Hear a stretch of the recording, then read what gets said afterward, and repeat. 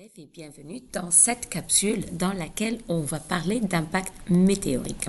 Sachez qu'un impact météorique survient lorsqu'une météorite rentre en collision avec une surface solide, que ce soit de la Terre ou d'un autre astre.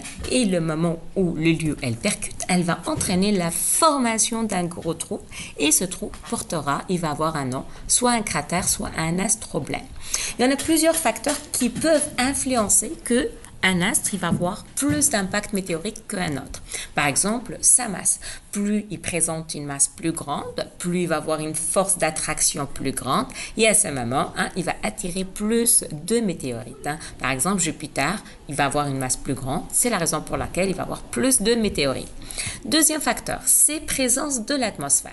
Donc, on a dit que un météore, lorsqu'il rentre dans l'atmosphère, qu'est-ce qu'il va faire? Il va être en contact avec les molécules gazeuses, puis à ce moment, ça rentre en friction. Et lorsqu'il rentre en friction, ça entraîne quoi? Ça entraîne la désintégration de ce corps rocheux. Et à ce moment, j'ai moins de chances que ce météore se transforme en météorite.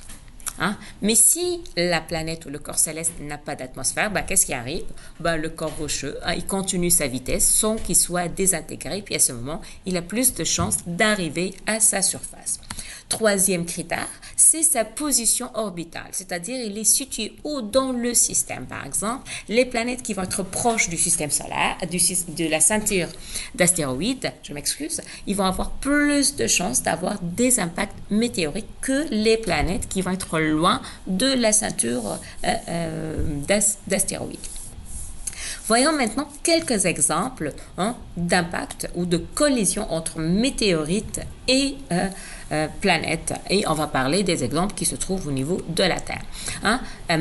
L'exemple le plus connu, c'est vraiment au niveau au Mexique. Donc, c'est l'endroit où on a le cratère le plus grand. Et ce cratère, il date à peu près de 66 millions d'années. Et ça résulte vraiment à la collision entre une météorite et la surface de la Terre.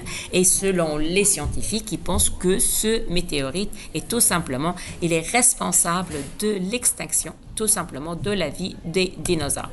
Un autre exemple, c'est au Québec, on a le cratère de Manicouagan, puis il date à peu près de 214 millions d'années, puis il a un diamètre de 5 km.